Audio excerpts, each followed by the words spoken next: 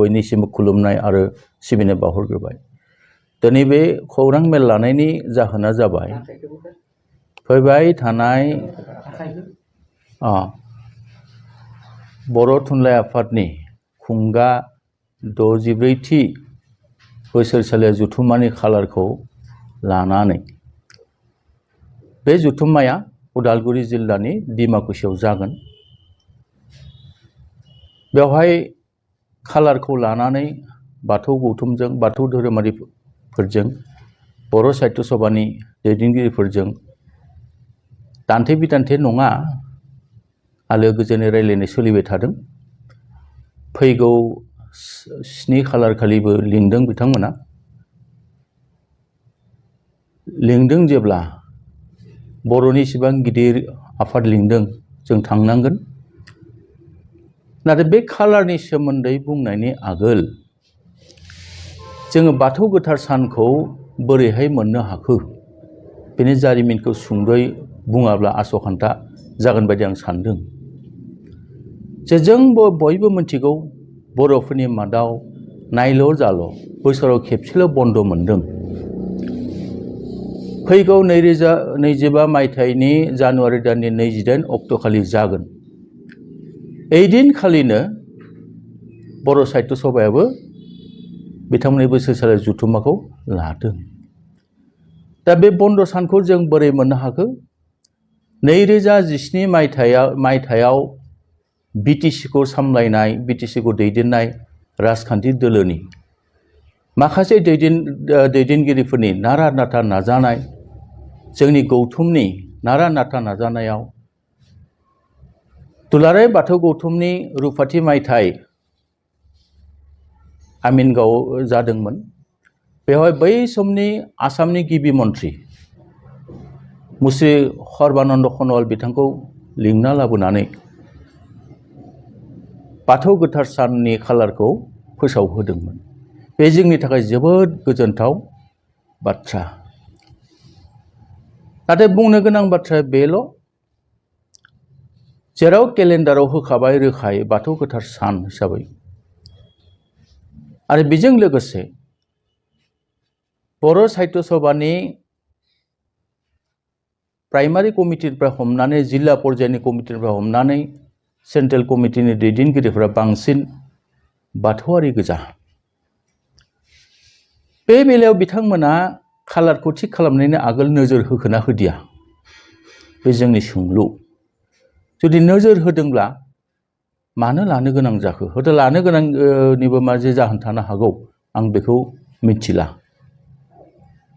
नाथाय दिनै आं मोनसे बिदिन्थि होनो नागिरदों जे शंकरदेव तिथि माधबदेवनि तिथियाव असम साहित्य सभाया थारै प्रग्राम लानाय नङा बेबादि। दा जोंनिया मानो लानो गोनां जाखो? बेवहाय गासैबो बाथौआरिनि गोजा। आं खोनानो मोन्दों नंगौना नङा बेखौ मिथिला। आगोलावबो जोंनि बर'जोंनो दैदेनजानाय धोरोमनि मेल दंनो बहाबा, उनावबो दङनो। बे मोननैखौ नायदों थिगैनो जादों। नाथाय जोंनि बर'नि नंगुबै जाय धोरोमनि गेजेरजों आसारखान्थिनि गेजेरजों आन्थो बिन्थो मुगायाव गोदो गोदाय बे बाथौनि आसारजोंनो सारिजानाय साफ्रोमबो बर' फिसाफ्रा दिनै धोरोमखौ लानानै दिनै बिसिम मोनफैबाय। दा मोनफैसेयावबो जोंनि धोरोमारि मानसि जानानैबो बिथांमोना बे खालारखौ मानो थिग खालामखो? बर' थुनलाइ आफादनि सासे दैदेनगिरिनिफ्राय मिथिनाय बादिब्ला 28 खालार खालि जेबो प्रग्राम गैया होनदों। गैयाबो जानो हागौ। नाथाय गेजेराव जाबाय खालारा। मानो थाया जानो? फिसा फिला माबाफोर प्रग्राम थागोन, हाबाफारि थागोन। दा आंनि खावलायनाया जोंनि जिल्ला गौथुमनिफ्राय बेनो। जिल्लाया जाबाय जोङो सानजा तामुलपुर जिल्ला। बेवहाय आंजों दंफायो आखान्थि आफादगिरि आदामोन, गाहाय नेहाथारि दं, गुबुन गुबुन बियाब गौथुमनि दैदेनगिरिफोर दं, माइनाव आफादनि बिबानगिरि दं। लाइमोननिबो दङ दा बे बेलायाव आंनि खावलायनाया बेनो जे बे 28 खालारखौ माबा मोनसे राहा दिहुननानैब्लाबो जाहाथे बे खालारखौ आवगायनानै हक बा फावसायनानै हक बे बाथौ गोथार सानखौ एरायनानै जोंखौबो जाहाथे थुनलाइ आफादनि बे मेलाव थांनो थाखाय सुबिदा खालामनानै होयो बेनो आंनि बिथांमोननि सेराव खावलायनाय दा फैगौ 7 खालार खालि सावरायनो लिंदों थांनांगोन इमा बर'नि एसेबां गिदिर आफादा लिंदों जेब्ला नाथाय आंनि मथेब्ला जुदि बिथांमोना खालारखौ सोलायोब्ला बेवहाय रायलायनायनि कोनो गोनांथि दङ होननानै आं सानाखै थेवब्लाबो पजिटिभलि सावरायनो थाखाय जों थांखानांगोन दा बेनिखायनो आं खावलायदों बर' थुनलाइ आफादनि दैदेनगिरि बिथांमोनखौ गावनि असे धोरोमनि अस्तित्वनि थाखाय बा बे गोथार सानखौ गाजा गोमजायै फालिनो थाखाय बयबो सिगांबोनांगौ जों मोनथिगौ बर' थुनलाइ आफादाव बाथौ गौथुमनि दैदेनगिरि थायाबो जानो हागौ थेवब्लाबो बिथांमोनाबो गासैबो बांसिनानो बाथौआरि गोजा दा बेनिखायनो जों साननांगोन जोंनि आंगो धोरोमखौ जेब्लायबो आगोलाव लानानै जों दावगानांगोन मानो होनब्ला बर'नि जेसेबां गौथुम दं जेसेबां आफाद दं जाथिनि थाखाय खामानि मावदों दिनै दुलाराय बाथौ गौथुमाबो रोंनाय रोङिनि गेजेरजों खामानि मावबोगासिनो आरो मावलांबाय थागोन जेराव गोसो थानानैबो थुनलाइखौ लांनो हायाखै बैफोर जायगाफ्रावबो दिनै बर' राव रायलायनो बाध्य जादों आरजनि गेजेरजों आरो बेजों लोगोसे जोंनि दामजु हारिमु जेरै खाम सिफुं सेरजा बेफोरो ग्रोम ग्रोम जौगाखांनायखौ जों नुदों मानो होनब्ला आरजआव बेखौ बाहायनाय जायो नङामोनब्ला जेराव खेराइ दं बेयावसो थागौमोन आरो खेराइ हान्जाया जोबनाय लोगो लोगो खाम सिफुङाबो आनजारि गोमागौमोन खोमा जेखौ जोङो हयथ' मिउजियामाव थांनानै नायनो गोनां जागौमोन नाथाय बोराइ बाथौनि अननाय बोराइ बाथौनि बोर रायजो राजाफोरनि अननायाव दिनै खाम सिफुङा जेराव बाथौ थानसालि दं बायरा जिरायोब्लाबो बेयावनो नुनो मोनोसै बे जोंनि थाखाय जोबोद गोजोनथाव बाथ्रा बेनिखायनो आं बारा बुंला जोबथारनायाव बर' थुनलाइ आफादनि दैदेनगिरि बिथांमोनखौ खावलायबावबाय बे खालारखौ एरायनानै ओइ दिनखालि जोंखौबो साहित्य सभानि खामानि मावनो थाखाय जाहाथे खाबु खालामनानै होयो बेखिनिखौ खुलुमबाय गिबियाव धोरोमारि गाहाम हामलायथि बावबाय बयनिबो फैबाय थानाय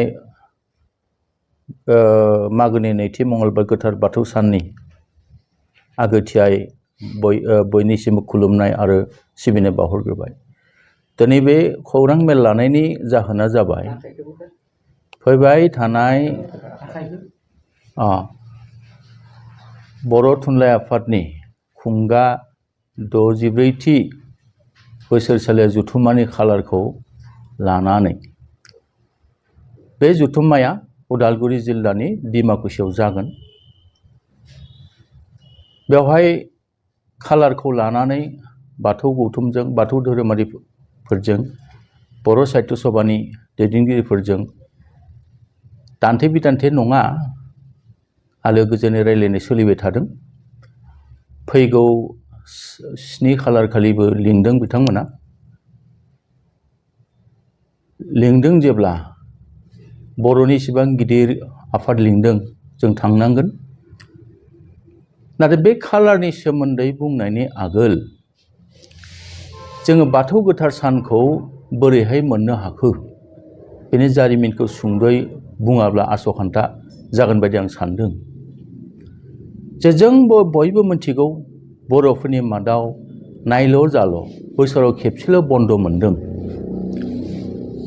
फैगौ 2025 मायथाइनि जानुवारि दाननि 28 अक्ट'खालि जागोन ओइदिनखालिनो बर' साहित्य सभायाबो बिथांमोननि बोसोरसालि जथुम्माखौ लादों। दा बे बन्द सानखौ जों बोरै मोननो हाखो?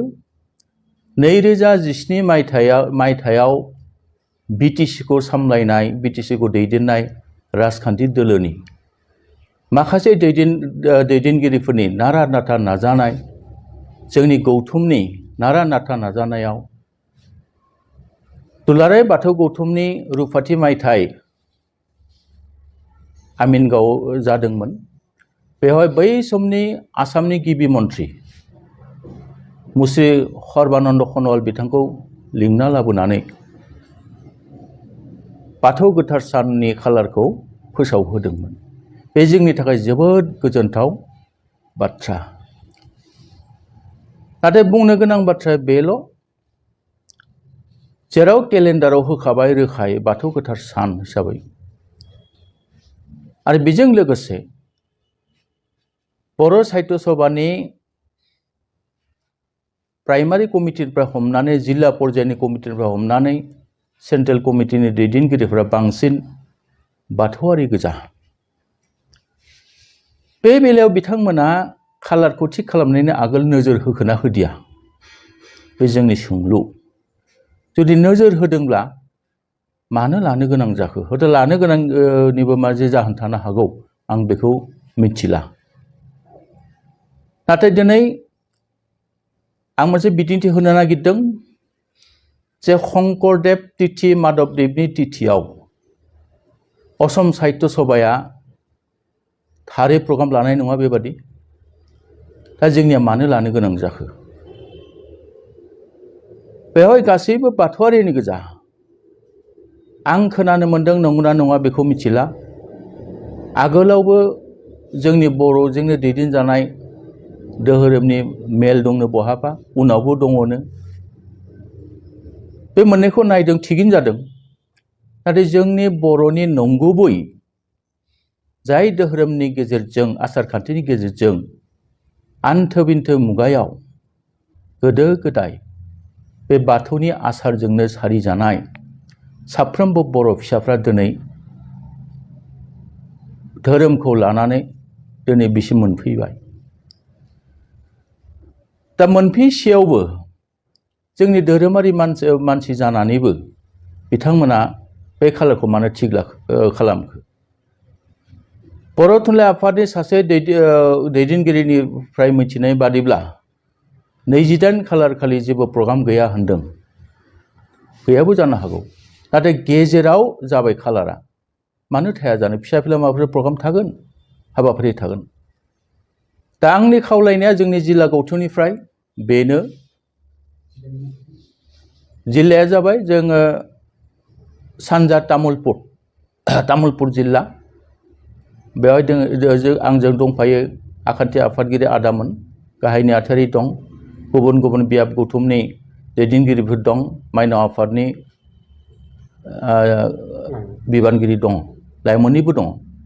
दा बे बेलायाव आंनि खावलायनाया बेनो जे बे 28 खालारखौ माबा मोनसे राहा दिहुननानैब्लाबो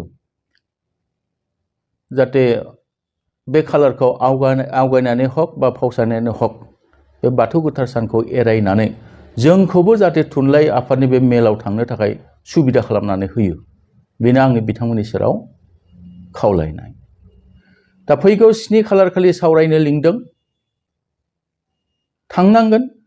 बर'नि एसेबां गिदिर आफादा लिंदों जेब्ला, नाथाय आंनि मथेब्ला जुदि बिथांमोना खालारखौ सोलायोब्ला बेवहाय रायलायनायनि कुनु गोनांथि दङ होननानै आं सानाखै।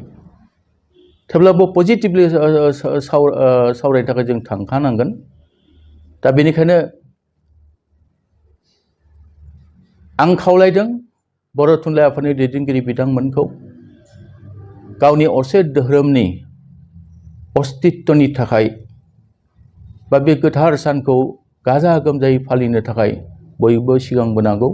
जों मोनथिगौ बर' थुनलाइ आफादाव बाथौ गौथुमनि दैदेनगिरि थायाबो जानो हागौ, थेवब्लाबो बिथांमोनाबो गासैबो बांसिनानो बाथौआरि गोजा।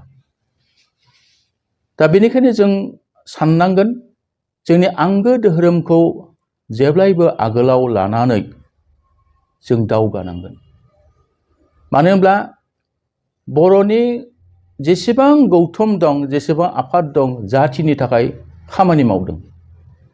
दिनै दुलाराय बाथौ गौथुमाबो रोंनाय रोङिनि गेजेरजों खामानि मावबोगासिनो आरो मावलांबाय थागोन।